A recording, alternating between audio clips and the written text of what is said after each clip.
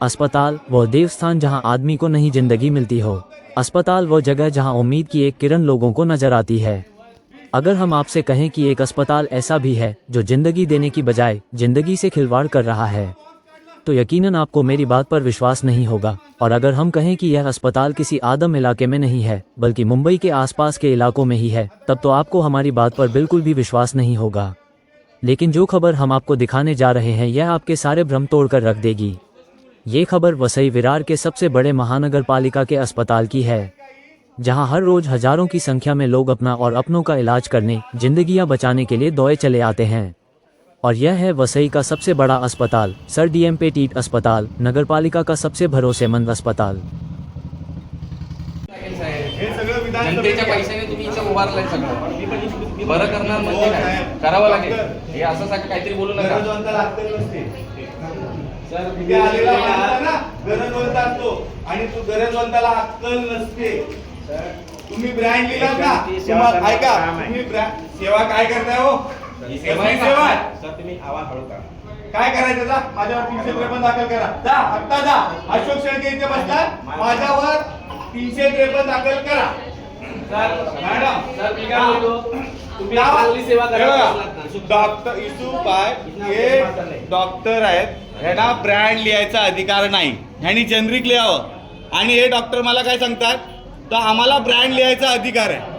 आता ह्यांना कुठल्या ह्याच्यामध्ये ब्रँड लिहायचा अधिकार आहे ते मला सांगा। ब्रँड लिहिलं म्हणजे आपण ब्रँड लिहिलात की नाही करा आर्ग्युमेंट।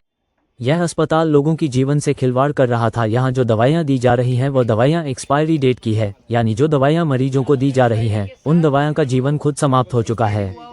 और इसका खुलासा किया वसई की भाजपा इकाई ने। बीजेपी के नेताओं को खबर मिली कि इस अस्पताल में एक्सपायरी डेट की दवाइयाँ मरीजों को दी जा रही हैं और लोगों की जान से खेला जा रहा है, जिसके बाद भाजपा के नेता, नगर सेवक और कार्यकर्ता अस्पताल पहुंचे और उन्होंने डॉक्टरों की मौजूदगी में एक्सपायरी डेट की दवाइयां बरामद की। और ये दवाइयां कोई 2, 4, 5, 10 पैकेट नहीं बल्कि अस्पताल के पूरा गोडाउन ही एक्सपायरी दवाइयों से भरा हुआ था। यहाँ ऐसी दवाइयां भी मिली जिनकी एक्सपायरी डेट 2023 की थी। 2023ला एक्सपायर झालेला स्टॉक आहे। तुम्ही डेट बघा इथे, ऑगस्ट 2023ला हा एक्सपायर झालेला माल आहे। आणि नॉन एक्सपायर जे आहे त्यांच्यासोबतच हा एक्सपायरी वाले। माझं नाव अभय कक्कड, नगरसेवक प्रभाग 22। माझ्यासोबत विशाल जाधवजी, नगरसेवक 21 नंबरचे प्रभाग। आज आम्ही इथे रेट टाकले सकाळी, अशोक शेळके, अभय कक्कड आणि मी विशाल जाधव। आम्ही आज रेट टाकले असता इथे आम्हाला लक्षात आलं डीएमपीटी हॉस्पिटलमध्ये एक्सपायरीचा माल आणि पुढे चालणारा माल या लोकांनी आधीच विकत घेऊन ठेवला, सगळं एकत्र ठेवलं। ह्याच्यामुळे आणि खाली स्टोअरमध्ये गेल्यानंतर पण निदर्शनामध्ये आला ते जनतेला पण तो एक्सपायरीवाला माल स्टोअरमध्ये ठेवलाय, म्हणजे जीवाशी पण खेळतात आणि यांचा स्कॅम पण चालू आहे। आज आम्ही हा खुलासा करून देणार आहे। रूम आहे आणि आम्ही जेव्हा आतमध्ये गेलो ना, खोलायला सांगितलं जेंट्स रूम आहे, स्टोर रूम नाही म्हणाल्या। आणि आम्ही आतमध्ये गेलो तेव्हा बघितलं तर औषधांचा भंडार पडलेला आहे। आपण काय सांगणार विशाल भाऊ? सर्वप्रथम तर आम्ही सकाळी जेव्हा 10 वाजता इथे आलो, आम्हाला निदर्शनात आलं का इथे औषधं एक्सपायरी आणि याचा खूप घोटाळा चालू आहे। त्या टायमाला भक्ती मॅडम ज्या आहेत त्यांनी आम्हाला खोटं माहिती दिली का हा स्टोर रूम नाही, हा आमचा स्टोर रूम मागे आहे। पण आम्ही जबरदस्ती जेव्हा ओपन केलं तेव्हा निदर्शनामध्ये आलं का एक्सपायरी झालेला स्टॉक आणि जो आता चालू असलेला स्टॉक दोन्ही एकत्र ठेवलेला आहे। दुसरी गोष्ट त्यांना विचारता सांगतात ते आमचा स्टोर रूम आहे, त्याच्यात दोन्ही कशाला? त्याच्यानंतर आम्ही त्यांच्या स्टोर रूममध्ये गेले, जेव्हा आम्ही त्यांच्या क्लिनिकमध्ये खाली गेले तेव्हा समजलं का तिथे पण एक्सपायरीचं देतात, म्हणजे जनतेच्या जीवाशी पण खेळतात आणि स्कॅम पण करतात, म्हणजे करोडोचा घोटाळा चालू आहे। इथे ते निदर्शनात आलं। आता तुम्ही बघा, तुम्ही आता अशोक शेळकेंचं तिथे भांडणसुद्धा झालं त्या गोष्टीवरनं, तर तुम्ही त्याच्यावर ब्रँड का लिहिता? याचा अर्थ तुम्ही जो माल खरेदी करता 2 महिन्यात जे एक्सपायर होणारा माल जो आहे तो तुम्ही आज विकत घेणार का?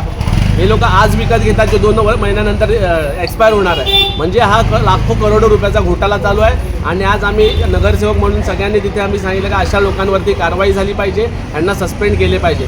एक्सरे सोनोग्राफीचा काय प्रकार आहे? आता एक्सरे सोनोग्राफी आता जेव्हा आज इथे आल्यानंतर माहिती मिळाली का इकडे अजूनपर्यंत सोनोग्राफीची मशीन आहे ती आता बऱ्याच लोकांकडनं माहिती मिळाली ती चालू आहे, बंद आहे, कोणालाच काय माहिती नाही। लोकांना बाहेर पण जावं लागतं।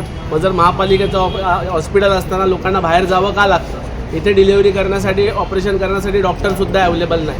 तर हे आज इथे आले म्हणून आम्हाला माहिती पडलं। याचे किती असे घोटाळे असतील महापालिकेमध्ये ते आम्ही एक एक करून सगळे बाहेर काढण्याचा प्रयत्न करतो। आपल्या इकडे मोठ्या 200 खाटाच्या हॉस्पिटलची मागणी सुरू आहे, पण हा सगळ्यात मोठा हॉस्पिटल असून इकडे सुविधा नाही, इकडे असा प्रकार चालला, याच्याबद्दल काय आता आम्ही नवनिर्वाचित नगरसेवक, आम्हाला जवळपास 1.5-2 महिने झाले. आता जसं जसं आम्हाला अशा गोष्टी निदर्शनामध्ये येतात, आता मागे तुम्ही बघितलं असेल आम्ही स्मशानभूमीचा पण स्कॅम काढला होता, त्याच्यावर पण कारवाई करायला सांगितली. आता आम्ही आज इथे आलो, आता आम्ही आज आहे पूर्ण दिवस आहे तिथे आम्ही. आता बघूया आणखीन काय काय घोटाळे आहेत ते आम्ही पूर्ण बाहेर काढणार. तुमचं नाव बोला ना. मागणी माझं नाव विशाल जाधव, नगरसेवक वार्ड क्रमांक 21. मागणी काय आपली? आमची मागणी एकच आहे का जनताच्या जीवाबरोबर खेळायचं बंद करा आणि जनतेच्या पैशाबरोबर खेळायचं सुद्धा बंद करा. कारण हा महानगरपालिकेमध्ये येणारा जो पैसा आहे तो जनतेचा पैसा आहे, टॅक्समधून जो पैसा येतो त्यांच्याच पैशाने त्यांच्याच जीवाशी जर खेळणार असतील तर आमच्यासारखे नगरसेवक नक्कीच यांच्यावरती कठोर कारवाई करण्यासाठी लढणार. याच्या कारणीभूत कोण? याचा कारणीभूत हे स्कॅमवाले लोक, जे लोकांना घोटाळेच करायचे आहे. जे डॉक्टरच्या वेशामध्ये जर तुम्ही इथे असाल आणि तुम्हाला जर रुग्णाच्या सेवेसाठी इथे ठेवलेलं आहे, पण तुम्ही ते सोडून तुमचा पैसा भरायचा आहे, तुमचं पोट भरायचं आहे, जनता मेली तरी चालेल, तर हे आम्ही करून देणार नाही. सर एक माझे दुसरा विषय आहे, एक मिनिट. भाजपा नेताओं ने साफ तौर पर प्रशासन को चेतावनी दी है कि वह जनता की जान के साथ खिलवाड़ बिल्कुल भी बर्दाश्त नहीं करेंगे और यह मुद्दा जल्द ठंडा होने भी नहीं देंगे। उन्होंने ये भी कहा कि अगर इस मामले को दबाने की कोशिश की जाती है तो वह इसे दबाने नहीं देंगे। अब सभी यही चाहते हैं कि इतने गंभीर मामले की जिम्मेदारी सुनिश्चित की जाए और जिम्मेदार लोगों को सख्त से सख्त सजा दी जाए और यह मामला एक उदाहरण बनाकर देश के सामने आए, ताकि कोई भी अस्पताल इस प्रकार से लोगों की जान से खिलवाड़ करने की हिम्मत कभी नहीं कर सके। वसई से जितेंद्र गोहिल की एक्सक्लूसिव रिपोर्ट।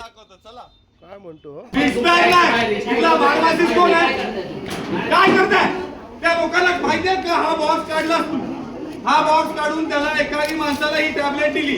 काका एक मिनिट साईडला, काका ह्या टॅबलेट तुम्हाला मी दिली, आता काय करणार तुम्हाला मी? ही माणसं गरीब लोक आहेत, ही गरीब लोक आहेत, यांना अनपढ लोक आहेत, काही यांना कळतंय का डेट? तुम्ही एक्सपायरी झालेले 10-15 बॉक्स इथे ठेवलेत.